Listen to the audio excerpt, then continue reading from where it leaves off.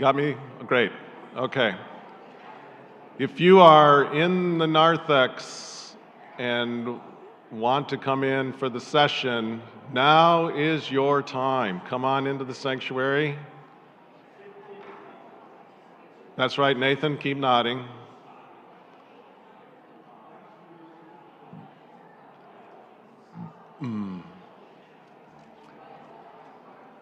Now, I would really invite you to come in and, like you've done already, fill the middle sections.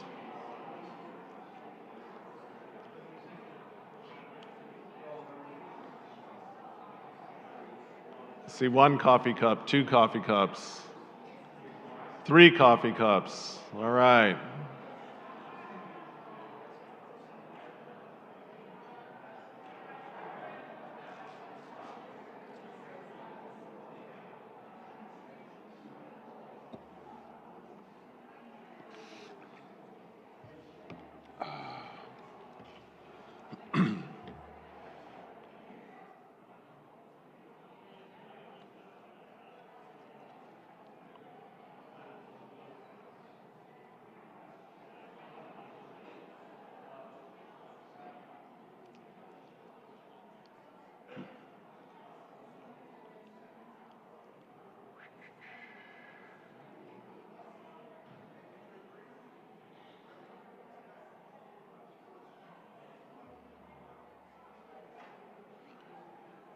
Greg is getting his coffee.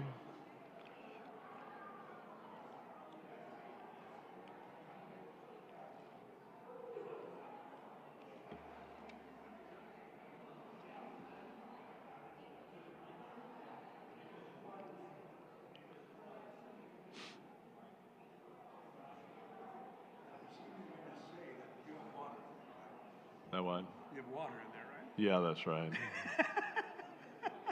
Because, you know, I got the frog.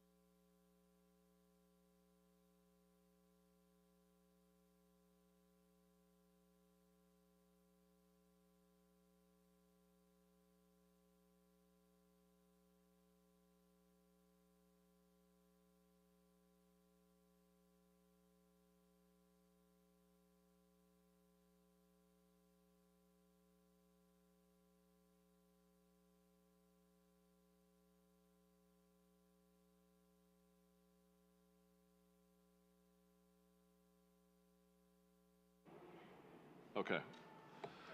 Yes, Greg can go down from there. Okay, I think we're mostly here. If those are near the doors, yeah, it'd be great to shut them and people can make their way in. We're glad to have Greg here for this second session. He's got some slides he's going to show. He's going to probably ask some questions, and yeah, we're going to have a conversation. So.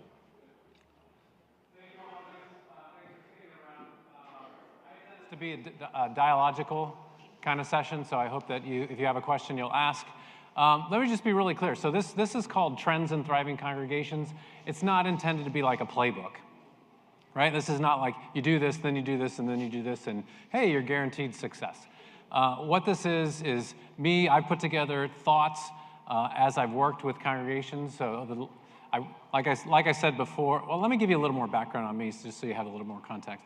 So after I made it through seminary with Gene Roop as president, then it's a joke.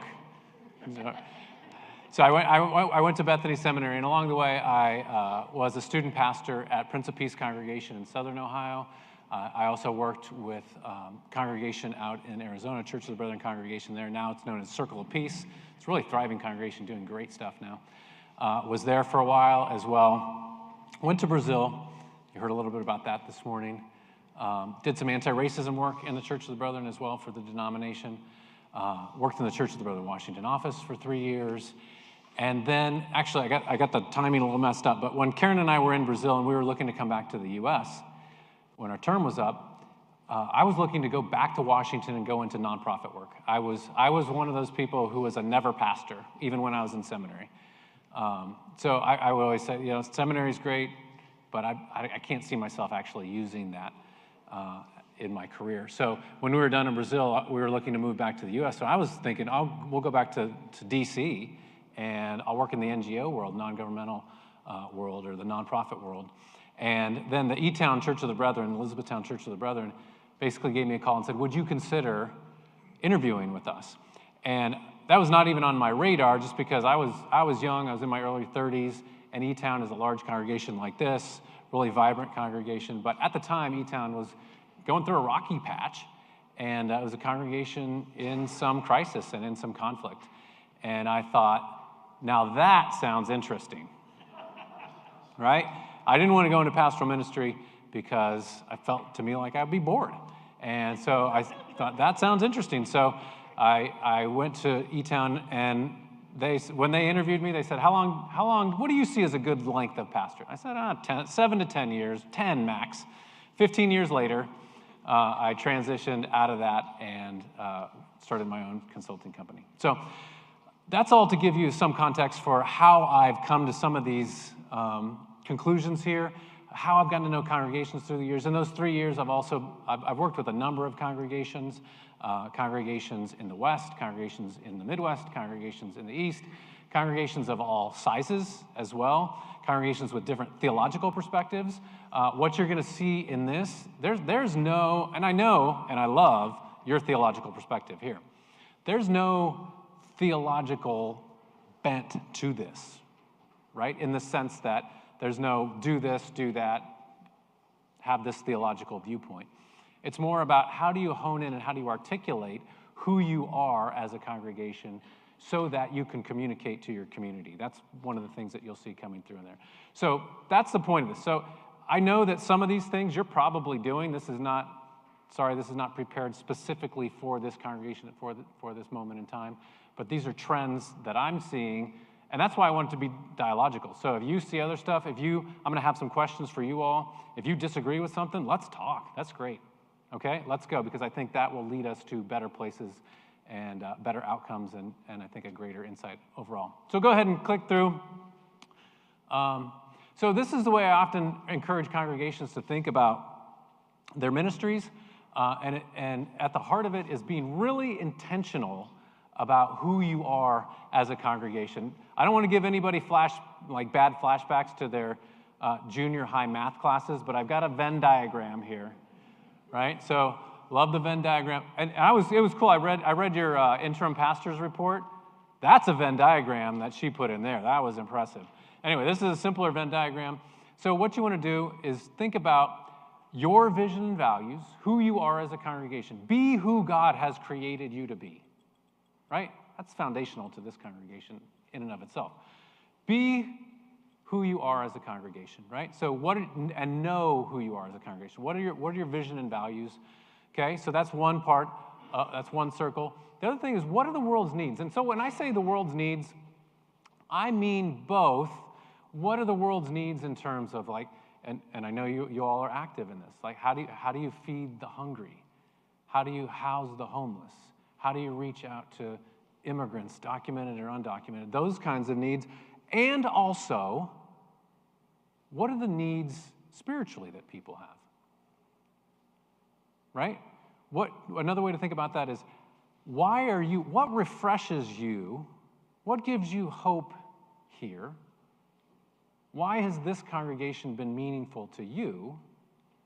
And you might think about, well, how might that be a need for other people in this town within an hour driving radius, however you want to think about it, okay? So that's how I want you to think about the world's needs. It's not just human physical needs, it's also spiritual needs. And then capacity. What can we actually do, right? I talk to a lot of congregations and they're like, we want to do that. And I say, well, do you have anybody who's interested in that? Well, we got a couple people. Do you have anybody who knows anything about that? Not really. Do you have anybody who really wants to learn about that? Well, if they got the time. Okay, so think about what your capacity is. The flip side of that is we are really passionate about this, right? We have a number of people in our congregation who happen to be in this profession, whatever it is, okay? So you want to think about your capacity. Some congregations, many congregations, as congregations, you're not the only one. I mentioned this morning in the sermon, I mentioned that you're dwindling in size. Join the club, right? I'm not picking on you. Join the club. That's happening by and large with Protestant congregations and denominations around the country in North America, right? A lot of congregations, though, are getting stuck in the sense that you've got a structure that was designed for when you were one size, but now you're another size. And so when you think about capacity, you got to be thinking about how are we using our human resources here, okay? Is it burned up on bureaucracy, or is it going to be used for more ministry-focused kinds of stuff? So that's how you think. That's how I want to encourage you to think about these things. Okay, go ahead. Keep flipping through here, Zach. All right. So here's a question. This is where I want you to speak up. Why does this congregation exist? Anybody?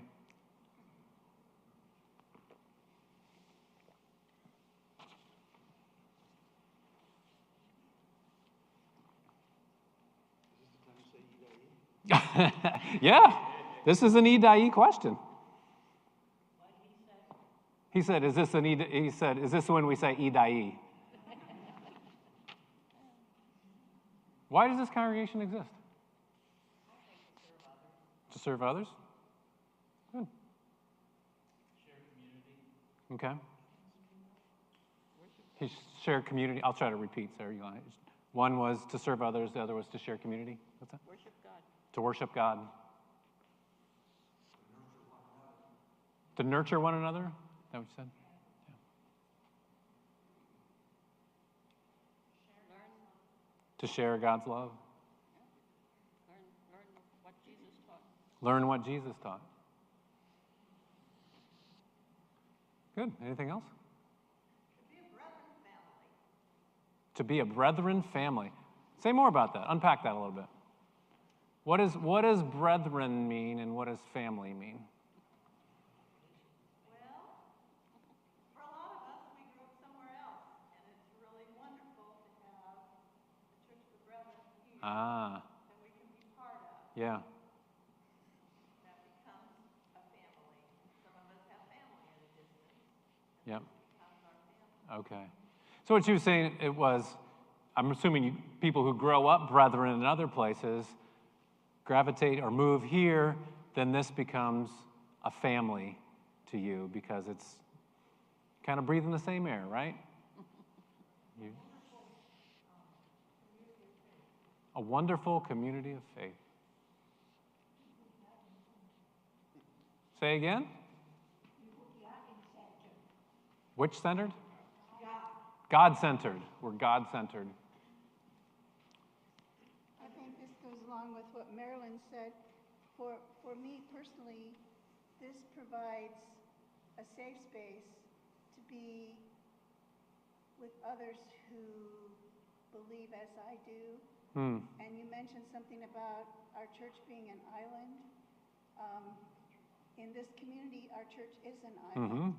And I don't know of any other place in this community within city limits that where I would feel as comfortable where I would feel. So the church exists to be a safe space, an island, a safe island. Yeah. Respite. Okay, respite. Welcome those in our community who may not be welcome to other places. Exist, okay. Open and welcoming. Yeah, I think that even more specific to that island mentality, right? Okay. Safe space. Yes, in the back. I think also it exists to give us the courage to go out Ooh, okay. and do more. Exists to equip people here to go out Yeah, great. And there's another comment somewhere? No? Well, I'll come back to you. Yeah, go ahead. Witness our beliefs in Jesus' message of peace and justice. Okay.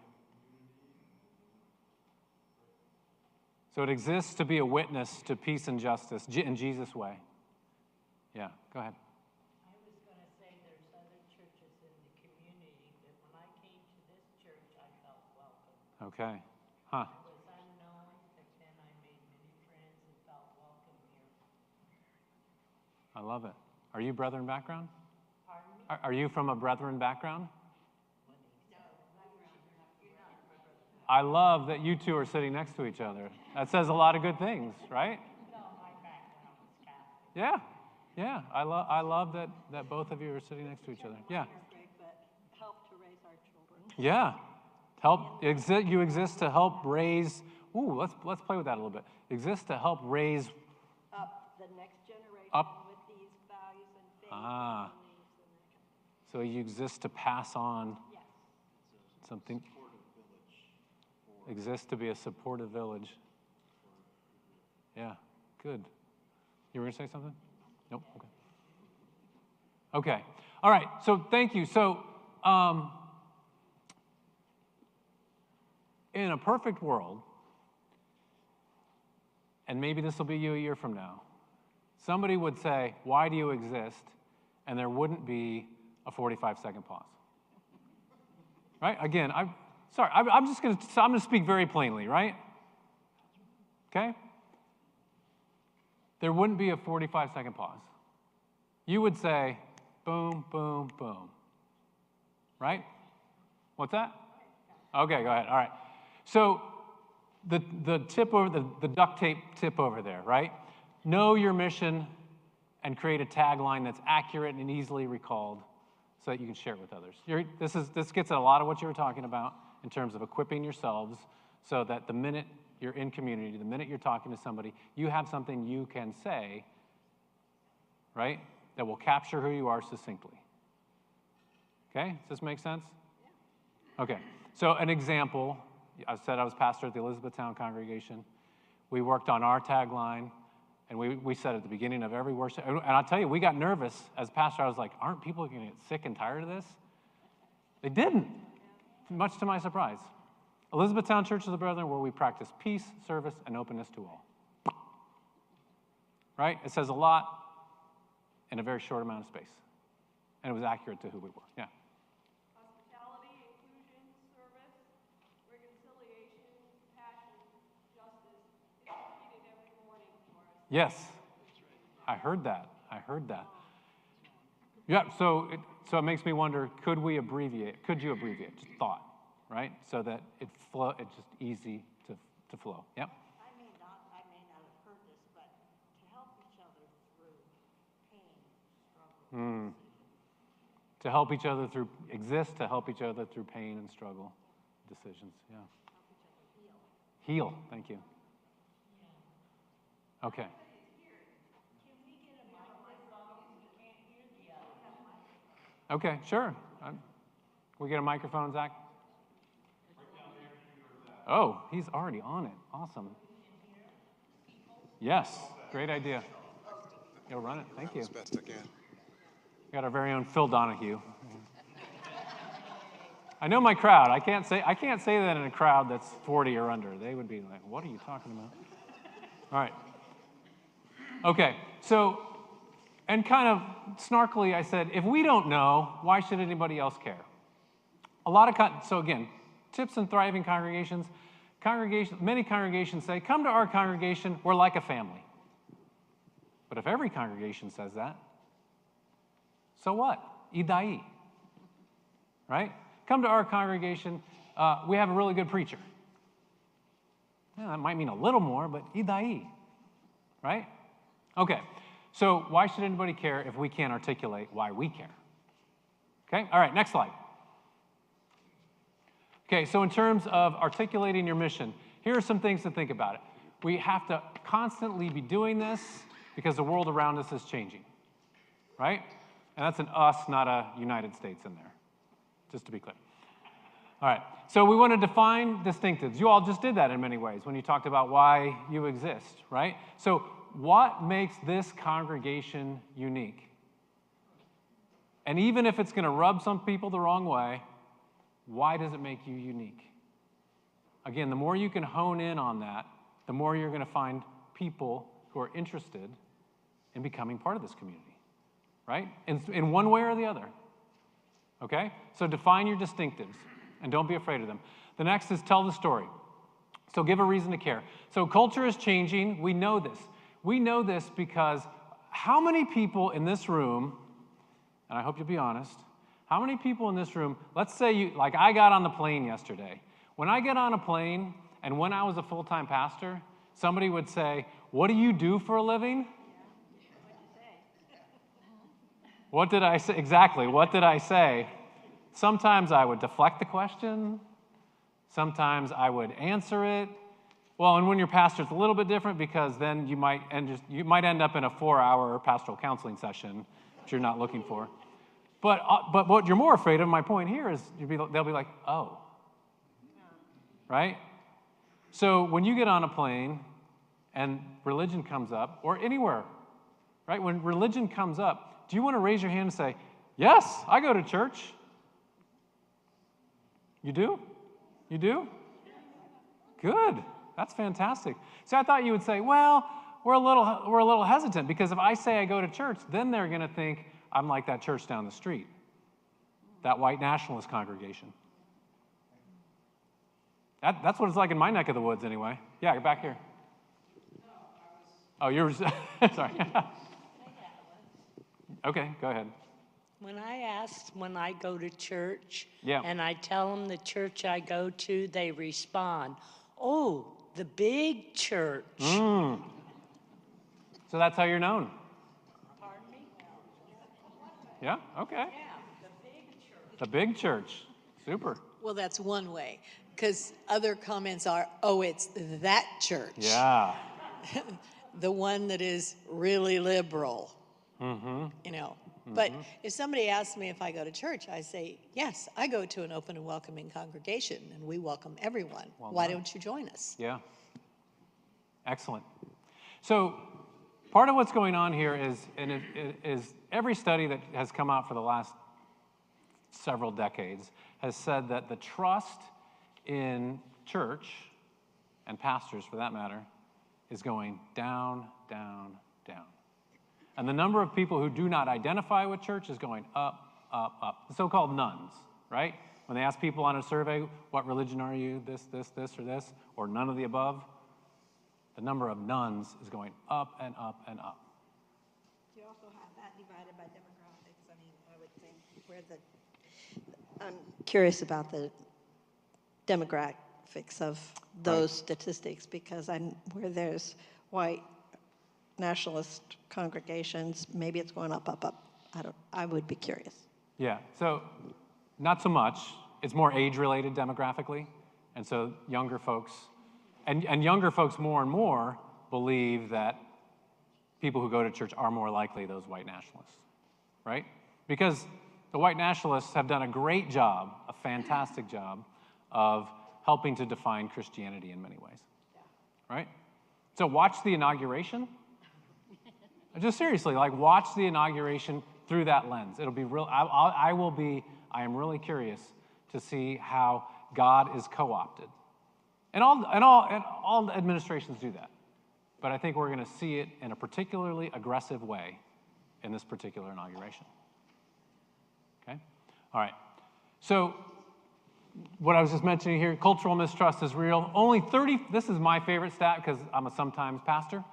Is only 34% of people think pastors are highly ethical. Holy cow. Another reason not to say it on the plane, right? There's a 2/3 chance they're going to be like, "Oh man, I better watch my wallet," right? Fewer and fewer people believe that churches have a positive influence on society. Crazy, huh? When you look at the society around us, it seems like it's pretty obvious.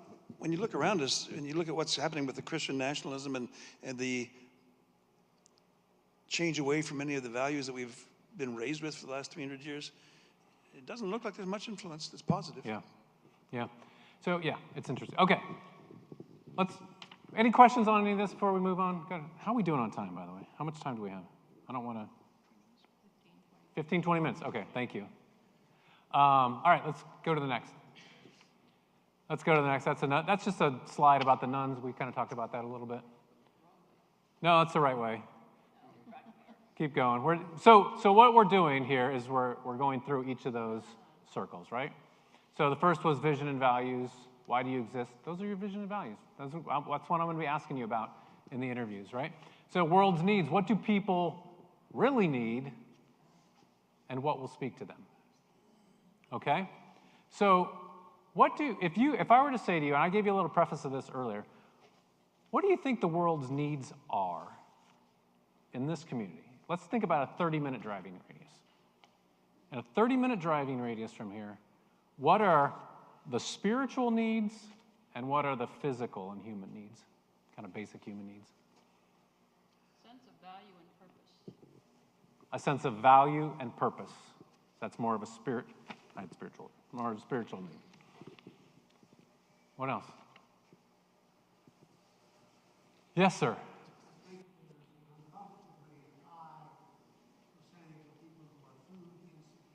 Okay. An uncomfortably high number of people who are food insecure, so basic human need.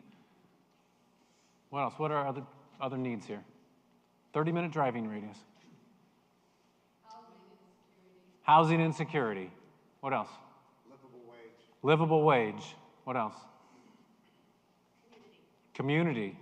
What kind of community? Like what? Like what do you mean? What's community mean in this sense, for this need? A place where if they need a ride to a doctor's appointment, they have somebody that they can call. A place where they feel hand it down. A place where people feel comfortable asking for help, a place where they're comfortable meeting with people of values that they share. A lot of, just feeling like you belong somewhere. Yeah. So that's both, it's almost both that basic human need and a spiritual, emotional kind of need. All right? I see a need for connection. There's kind of a division in our area where there's the educated population that knows everything that's going on, and there's this broad group of people who are not connected through those means of communication. Probably more those who are food insecure, et cetera. Yeah.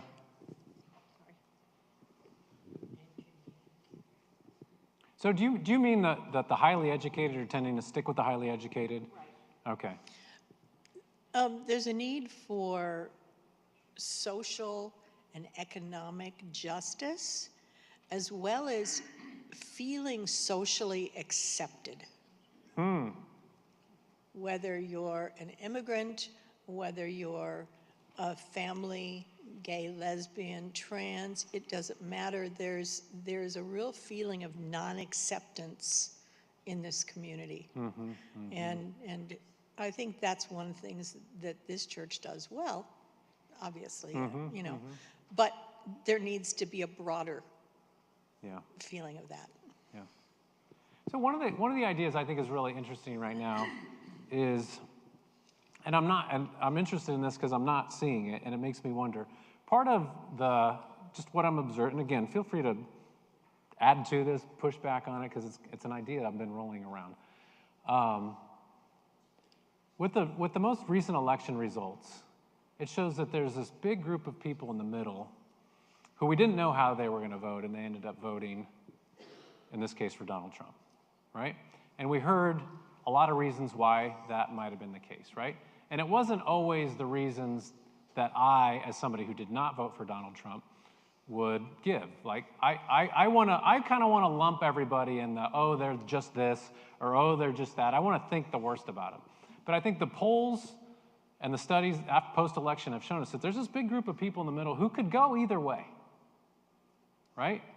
And my hypothesis is that simply, in this election, the Trump campaign did a better job of reaching out to those people, of communicating to them, right?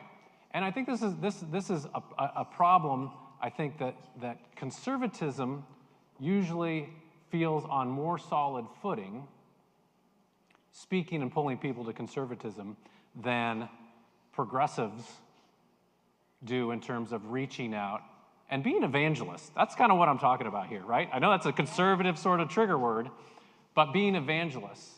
So I'm wondering how, and that's part of what's behind this, is how do we, and what will speak to people?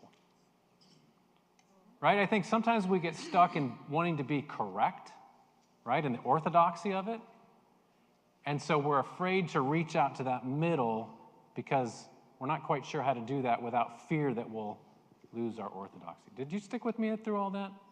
Anybody? And Greg, can I add, that's one thing I feel, not having grown up in the Church of the Yeah. Brethren, but have been living here for 25 years now, is this church's believer's baptism, and it's your own right and your own choice, and there's that freedom, and that's wonderful there, but that gets in the way with trying to welcome someone else, encourage someone else, share someone else, because it's they've got their own ideas and rights and freedom. So it feels like I'm imposing upon them to share my thoughts and my views, my values to someone else in a way that might make them think like I'm thinking, because I don't want to make them think like I'm thinking. I want them to arrive at that on their own. But that piece that you said also gets in the way of church growth.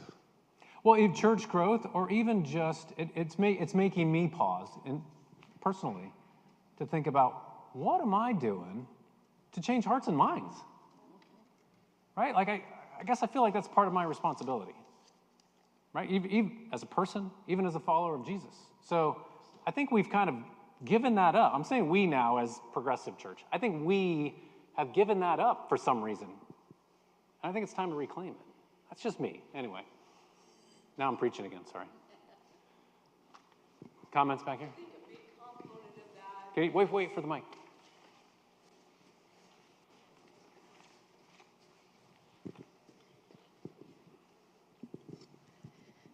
So if I strive to be a universalist, I have to believe that my neighbor is fully capable of becoming a better peacemaker than I am. And that's a huge, huge piece. When I know good and well that my neighbor is fully capable of becoming a better peacemaker than I am, if my neighbor fails at peacemaking, it begs the question of how have I failed my neighbor? How much more could we learn about ourselves and each other if we asked how has the Peace Church failed Donald Trump, rather than asking how can Donald Trump fail so badly at peacemaking? If when Donald Trump was a junior high kid, what if he had been invited to build Habitat houses? Would he have realized somehow through that community, through that association, that building Habitat houses is so much better than building Trump towers? Yeah. Beautifully said, thank you. I think another issue that we need to deal with is the difference between spirituality and churches, religion, and I think that's something that I've dealt with, I've tried to deal with a lot in my head, and I think that's something that we're dealing with generations. We've got the younger generation that's less interested in the organized church, but they are in some ways, they're very spiritual. And how can we share our spirituality and some of those beliefs and still accept their reluctance to get involved in the trappings of the church?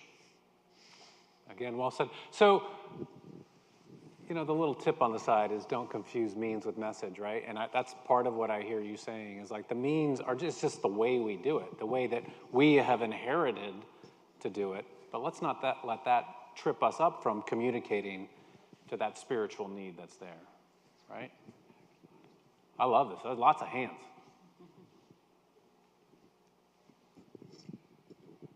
I was thinking about this question is in the present tense, and I think we don't know what the next 4 years is going to bring, and that just this idea of being a sanctuary in this community, and having the flexibility to be able to shift depending on what's happening from day to day with certain groups of people that we care deeply about. Be futurists.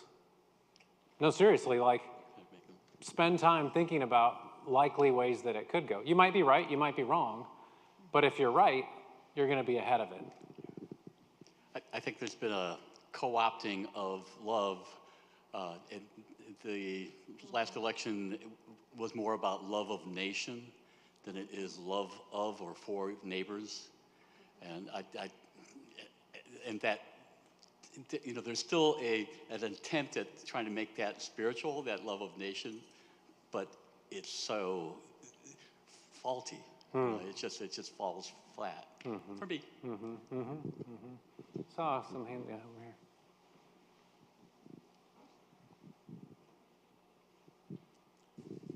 One of the things that I'm aware of is how much we're talking about who we are in common and what we share in common.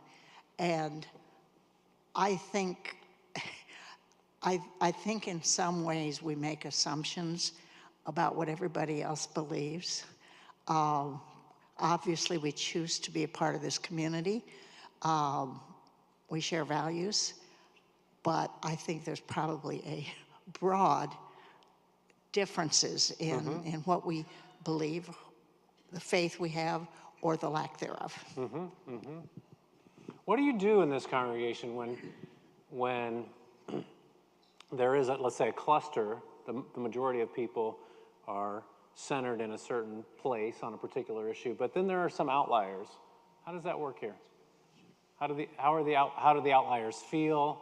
Do the outliers have a place to speak? Are the outliers, do they speak too much? Or do they have over influence? I see that a lot in congregations. Congregations, like, that is a recipe for disaster. Many years ago, we decided to become an open and affirming church. And there was a big divide that occurred in the church. And so we had a person come in who, like yourself, helped us to discuss what we wanted and how to accomplish it. And so what you see is the product. And some people left. And some people left. That comes back to the thing about accepting differences and recognizing those, and that is that when that decision was made, the people who did not share that view, those views, largely exited. Okay. One of the things that happened, this was, as you said, a number of years ago. And as I look back, so often we fall on the pattern, we've done this before, this is where we are, because it's been the way it is. And I don't know, at this point, if we were to go through the same discussion in this church, what the result would be. I don't know where people stand. We've got a lot of new people. Not very many of us were here 35 years ago when we were doing that. All right, does anybody have anything burning they want to say about this? I'm just, for the sake of time, I want to move on as well. Okay, let's keep going.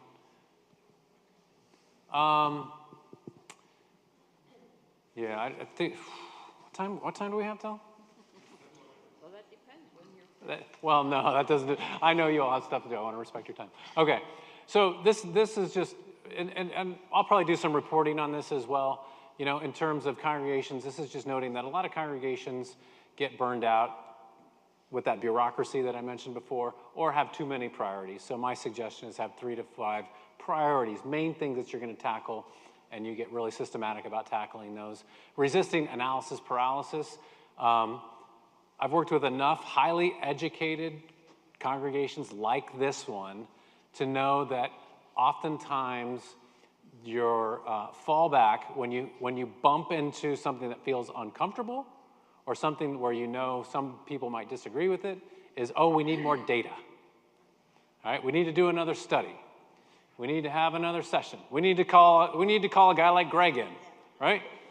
So, to be able to, yes, you need to have information, but recognize when you get into a cycle of always wanting more information, always needing, and there's a perfectionism that goes with that is not helpful. And to adapt and innovate, that's the name of the game, folks, right? Society is changing faster than ever. It's not just that society is changing, we know that the rate of that change is speeding up. And so that means that if we're gonna keep communicating this precious message that we have, we're gonna need to speed up too in terms of how we communicate it. All right, next slide. So what do we do well? Know what we're good at. Choose those, integrate them into the priorities. Last question for the day. What do you do well? Funeral dinners. If your loved one is gonna die, hope they're part of this congregation, you're gonna get a great dinner. Can we say hospitality? Okay. Yes, sir. Serve on board. So extended service. Yeah. Yeah. So integrate well connected to the community too. Like that's capacity. That's not just ability. That's an asset. Okay, what else? Yes, sir. Go ahead, shout it out, I'll repeat it. I can project. You experienced today what we enjoy the most, and that is music, how we share music. This congregation has always prided itself in worship through music. Worship through music is one thing you do well. So I'm going to push back a little bit. The music was excellent. It was fantastic. If a 20-year-old walked through the door, would they say the same? Most 20-year-olds. There was enough variety? Maybe. She's like, oh, maybe not. Yeah, okay. Well, contemporary, modern, whatever. I mean, and I wouldn't say that it has. You did a good job on that prelude. Yeah. No, I'm just asking the question, right? We do well with children. So children's ministries. Yeah, okay. What else? What else do you do well? Welcome people. We're very good at making commissions. You're good at creating structures, organizational structures. Nothing motivates somebody like an organizational structure. Why do you go to that church? They have a fantastic organizational structure. It's the talent. We have a lot of good talent in this church. Talent for what? Playing instruments, singing, describing the sermon, and just like the little thing we had this morning with that, a lot of things like that is very nice. Yeah. We don't have to, we have to bring people from the outside in. We got a lot of good talent and intelligence in this church. Good.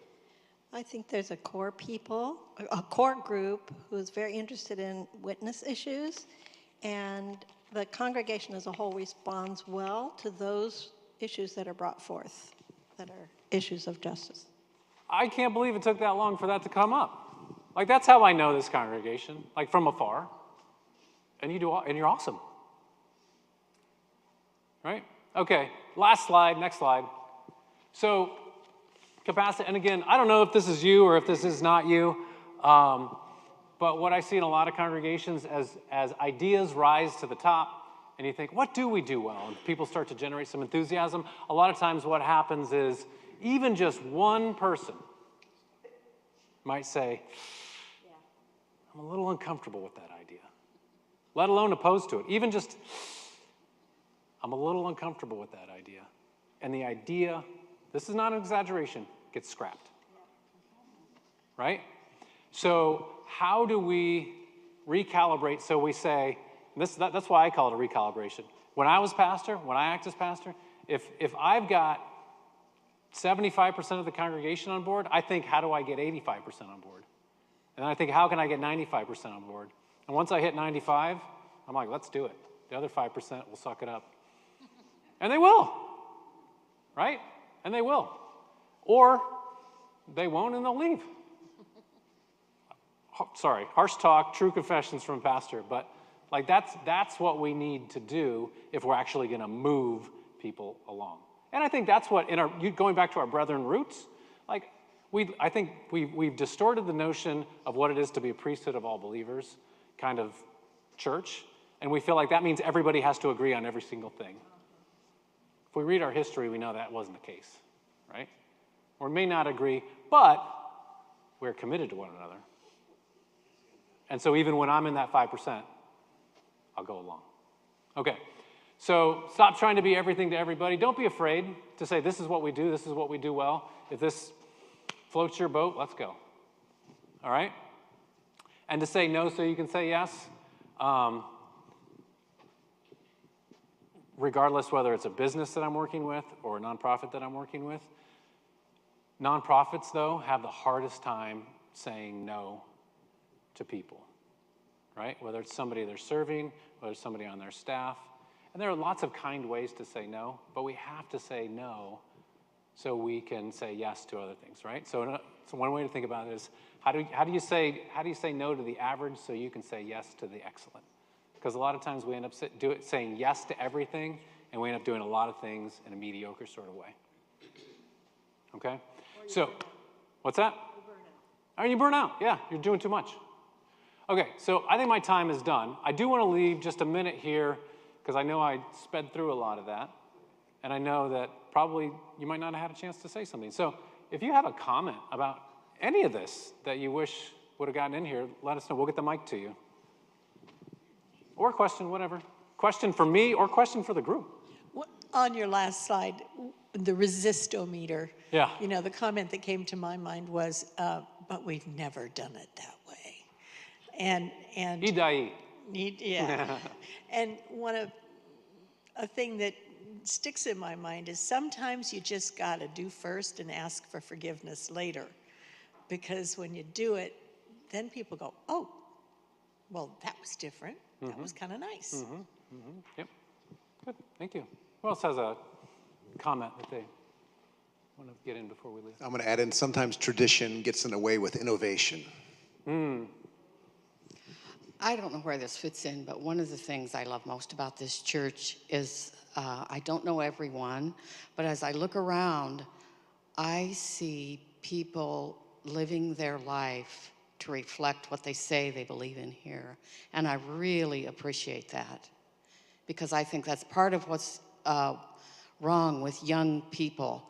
They don't believe that the people in church really believe what they say they believe. And I do believe that happens here, and I do really appreciate that. Thank you.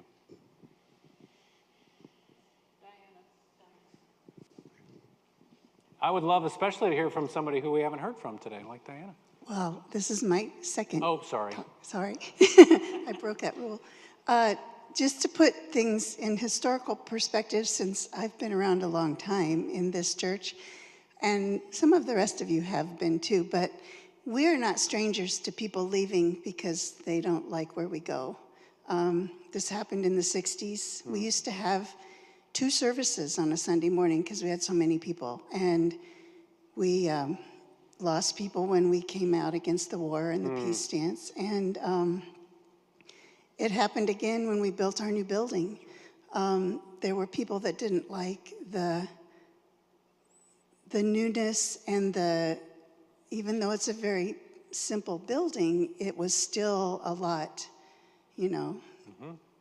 different than what we had before. So they left and went other places. So plus then what someone already mentioned about in the 90s and when we had the discernment process. So we're not strangers to people leaving. We've lost people that are still in this community, but not part of us.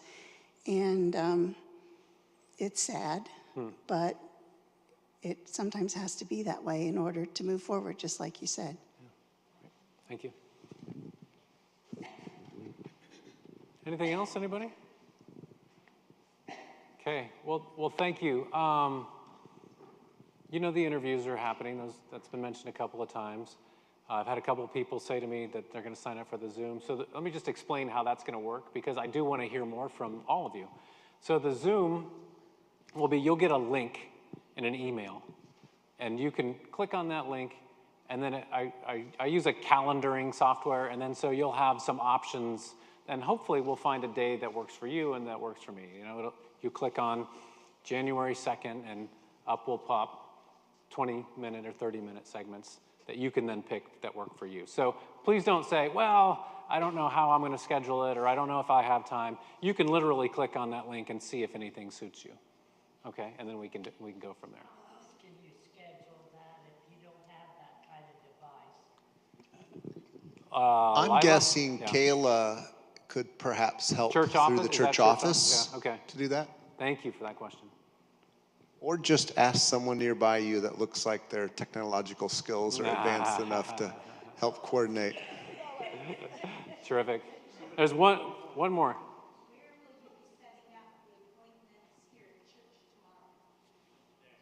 Yeah. Conference room is the answer, yeah.